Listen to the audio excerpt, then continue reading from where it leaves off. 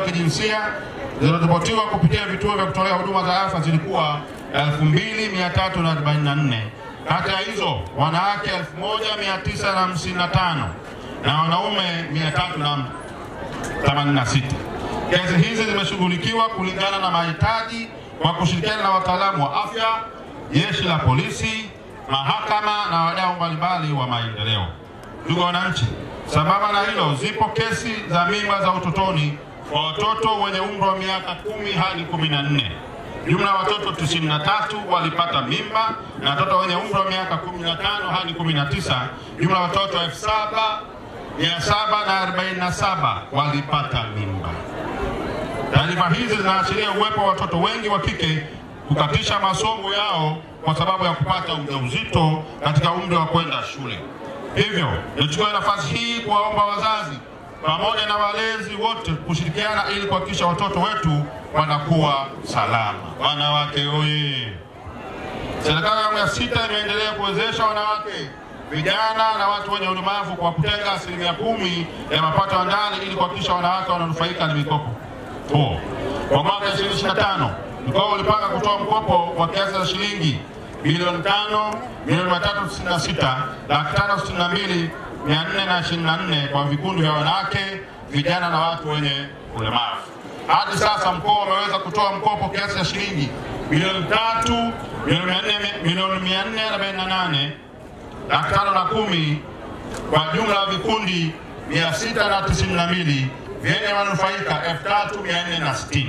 Kati ya fedha hizo kiasi cha shilingi bilioni 1.8 sawa na 52.7 zimekopeshwa kwa vikundi 435 vya wanawake vyenye wanufaika 2,175. Nitumie fursa hii kuomba wanawake kuomba mikopo hiyo ili iweze kukuza kipato chenu, na pia kuwaomba wote wanaokopa mikopo hiyo wanatakiwa kurejesha ili iweze kunufaisha wananchi wengine. Kwa maana nyingine, tuache kwenda kukopa mikopo umiza. Wanawake oye! Serikali ya awamu ya 6 inaendelea kuwawezesha wafanyabiashara ndogo ndogo kwa maarufu machinga kwa kupewa mikopo yenye riba nafuu kupitia benki ya NMB ili waweze kuongeza kipato chao na kukuza mitaji yao. Hadi sasa mkoa umeweza kusajili wafanyabiashara ndogo ndogo 2195. Kati yao wanawake 1254 na wanaume 941. Lengo ni kupata kitambulisho ili kiweze kumsaidia mfanyabiashara ndogo ndogo kuomba mkopo wa serikali kupitia benki ya NMB. Hivyo nachukua nafasi hii kuhamasisha wanawake wote kutumia fursa hii ili uweze kukuza kipato chenu. Mikopo oye! Ndugu wananchi, mwaka 2024 serikali ya awamu ya 6 inaongozwa na Daktari Samia Suluhu Hassan alitoa fursa kwa wanawake wote kugombea katika uchaguzi wa serikali za mitaa. Kwa mkoa wa Lindi, jumla ya viongozi waliochaguliwa walikuwa 2924. Kati yao wanawake waliochaguliwa walikuwa 483. Kati yao wenye viti wa vijiji na mtaa walikuwa 27, sawa na 16.5. Aidha, serikali inaendelea kuhimiza wanawake kujitokeza kwa wingi kuchukua fomu kwa ajili ya kugombea nafasi mbalimbali ikiwemo nafasi ya udiwani. Kwa majina naitwa Irene Tarimo, natokea TANESCO Lindi.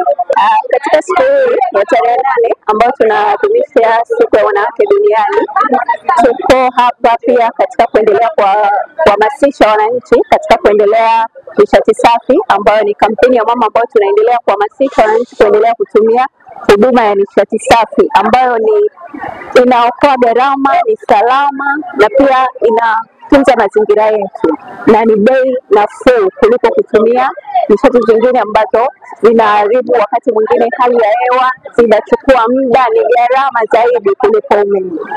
Kwa hiyo tunawahamasisha wananchi katika siku ya tarehe 8 tunajivunia sana sisi kama wanawake, kwa sababu kama sasa hivi tunavyoona wanawake tumewezeshwa sana na tunaweza sisi wenyewe, na tunaona wanawake wengi katika nyanja mbalimbali wameshikilia. Kuna wanawake wana viwanda, katika biashara tunaona wanawake, katika siasa tunaona wanawake, katika mashirika mbalimbali tunaona wanawake vile ambavyo wanaweza kuongoza tukionyeshwa mfano na mama yetu Samia. Tukiangalia hata hapa Lindi, mkuu wetu wa wilaya ni mama, mkuu wa mkoa ni mama. Kwa hiyo tunaona kabisa kwamba wamama tunaweza.